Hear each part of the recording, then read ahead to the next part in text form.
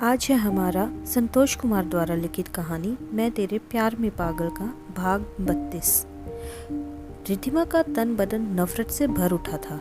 वह अपने आप में इतने गुम थी कि उसे प्रशांत के कमरे में आने और दरवाज़ा बंद करने का एहसास तक न हुआ।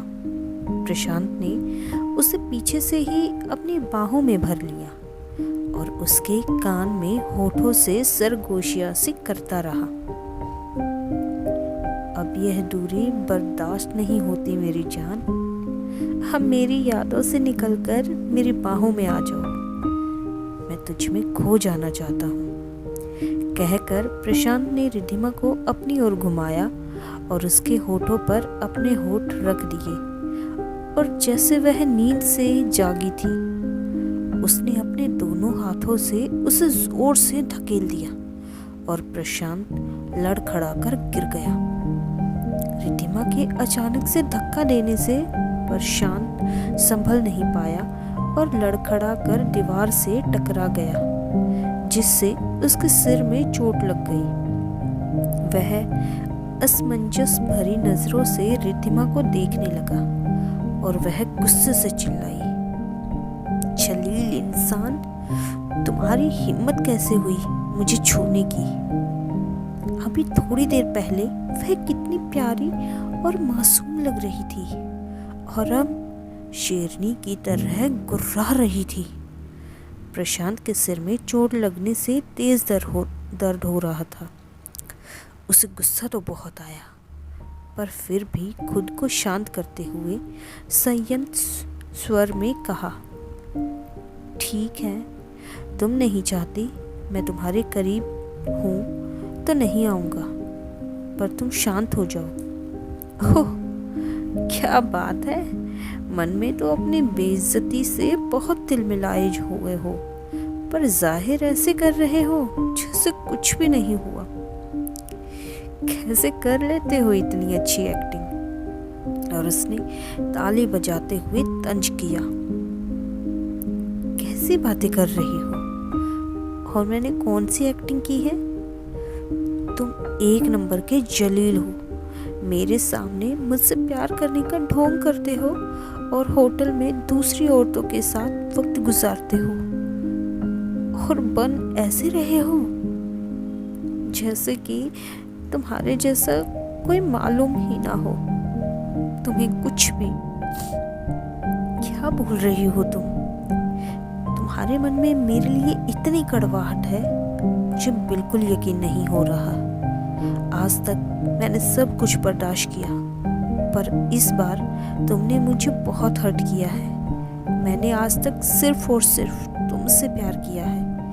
केवल तुम हो जिसके मैं इतने करीब आया हूँ। हाँ, मानता हूँ मैंने तुम्हें चाहा और तुम्हें अपनी जिंदगी में लाने के लिए तुम्हें ही मजबूर किया, पर यह बिल्कुल सच है कि तुम्हारे अलावा मेरे दिल में कोई और नहीं आया।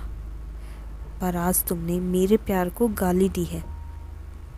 तुम्हें मेरे छूने से प्रॉब्लम है ना?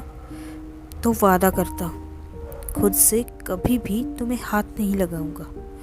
और बोलते हुए उसकी आवाज़ कांपने लगी थी और माथे पर लगी चोट, जिससे उसने अपने हाथ से दबा रखा था, खून की बूंद रिस कर गिरने लगी थी।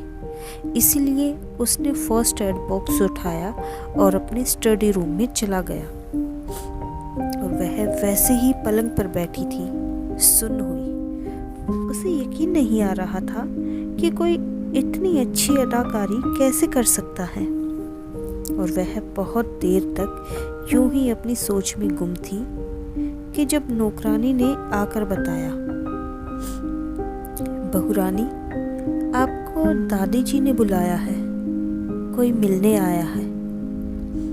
अच्छा ठीक है, मैं आती हूँ जी। और रिद्धिमा दुपट्टा सिर पर जमाते हुई नीचे उतरी और ड्राइंग रूम में आ गई। सोफे पर 34-35 की एज वाली एक औरत और उसी की लगभग एक आदमी बैठा था। दादी जी ने परिचय कराया, इनसे मिलो, यह शाइना है और ये है उसके पति संजय। प्रशांत के ऑफिस में काम करते हैं और प्रशांत इसे अपनी बहन की तरह ही मानता है। आइए ना भाभी, मेरे पास बैठिए। प्रशांत भाई आपकी बहुत तारीफ़ करते हैं, इसीलिए मैं आपको अच्छे से जानती हूँ। सचमुच आप बहुत प्यारी हैं, तभी तो भाई आपकी इतनी तारीफ़ करते हैं।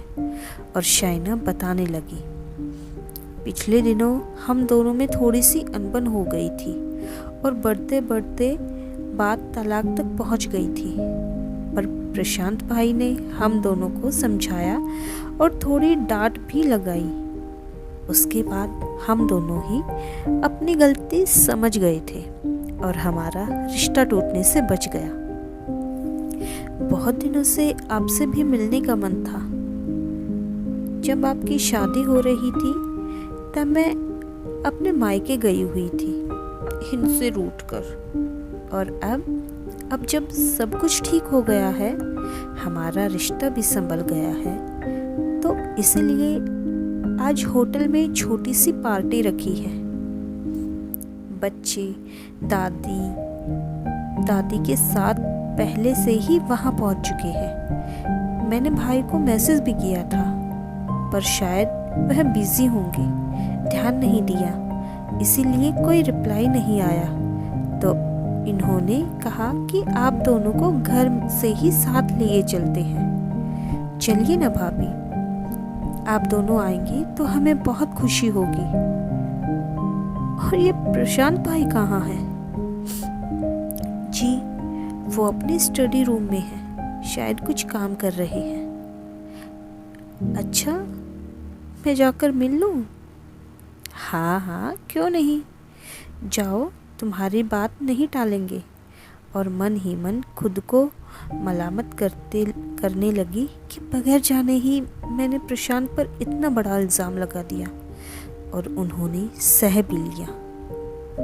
उसे याद आया कि उसके पापा भले ही बहुत अच्छे हैं, फिर भी माँ की जायज़ बातें भी बहुत बार नहीं मानते, और माँ को मैंने कभी भी पापा से ऊंची आवाज़ में बात करते हुए नहीं सुना। और एक मैं हूँ, मैं शादी से अब तक प्रशांत की कोई बात मानना तो छोड़ो, कभी ढंग से बात तक नहीं की है मैंने उससे।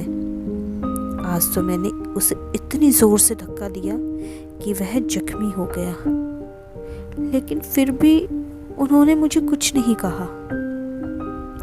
उसकी नज़रों के आगे प्रशांत का उदास चेहरा घूम गया, और उधर शाइना ऊपर जाकर वापस आ गई थी, और उसने बताया कि भाई को तो बहुत तेज़ बुखार है और सिर पर भी चोट लगी है, इसीलिए मैंने उनसे आने के लिए नहीं कहा। वह सोफे पर लेटे हुए हैं, शायद काम करते करते नींद आ गई होगी। और बुखार सुनकर दादी जी के साथ रिद्धिमा भी चौंक गई। क्या? यह लड़का ना कभी भी खुद पर ध्यान नहीं देता, बस लापरवाही करता रहता है। पर बहू, तुम्हें भी पता नहीं चला? नहीं दादी माँ, मुझे भी कुछ नहीं बताया, मैं जाती हूँ उनके पास। सॉरी शाइना दी, अभी तो आपके साथ नहीं चल सकेंगे। कोई बात नहीं भाभी, यह सब तो कभी भी हो सकता है। आप भाई का ध्यान रखिए, हम चलते हैं, पर आप किसी रोज़ भाई के साथ हमारे घर ज़रूर आइएगा। हाँ, बिल्कुल ज़रूर आएंगे। प्रणाम दादी जी, हम चलते हैं। हाँ बेटा, फिर आना। आज तो तुझे रुकने के लिए कह भी नहीं सकती। जी दादी जी, आएंगे ज़रूर। और रिद्धिमा प्रशांत के पास स्टडी रूम में गई, और वह सोफे पर ही लेटा था। उसने चोट पर बैंडेज लगाया, और रिद्धिमा ने उसके माथे पर हाथ रखकर देखा तो माथा बहुत तेज गर्म था। ओह, इसे तो ठंडी पट्टी करनी होगी, उसने सोचा, और जाकर एक बॉल में ठंडा पानी और रुमाल लेकर आ गई। उसने जैसे ही पानी की पट्टी उसके माथे पर रखी, वह थोड़ा सा कुनकुनाया पर बुखार की वजह से वह आँख नहीं खोल रहा था। रिद्धिमा ने प्रशांत के फैमिली डॉक्टर को फ़ोन किया था तो उन्होंने भी उसे ठंडी पट्टी रखने के लिए ही कहा और बोले कि मैं जल्दी ही आ रहा हूँ। वह उसके माथे पर पट्टी रख रही थी और साथ में खुद को भी कोस रही थी। पति पत्नी तो सारी बातें बगैर बताए ही समझ जाते हैं। जैसे प्रशांत ने तो मेरी खुशी के लिए बहुत कुछ किया, अपना गुनाह भी कबूल कर लिया, और एक मैं हूँ, इसे चोट पहुँचाने के बाद नज़र उठाकर भी नहीं देखा। कैसी पत्थर दिल हूँ मैं तुम्हारे प्यार के लायक नहीं हूँ प्रशांत, माफ कर दो मुझे। वह सोच रही थी पर दिल कह रहा था कि उसके सीने से लग जाए और उससे माफ़ी मांग ले। पट्टी करने से उसे थोड़ा आराम मिला था शायद। उसने अपनी आंखें खोली थी और रिद्धिमा उसे अपनी गलती की माफ़ी मांगना चाहती थी, पर डॉक्टर साहब और दादी जी आ गए तो वह कुछ बोल नहीं पाई। अब सब लोग आ गए थे, इसीलिए प्रशांत अपने कमरे में आ गया। बुखार अभी भी बहुत तेज था। शायद उसके माथे पर लगी चोट के साथ साथ उसके दिल पर भी चोट लगी थी, और वो भी बहुत गहरे वाली। इस बुखार का कारण था। डॉक्टर ने एक इंजेक्शन लगा दिया और दवाई लिख दी। दादी जी ने तुरंत किसी को दवाई लेने के लिए भेज दिया और रिद्धिमा को उसके पास बैठने के लिए कहा।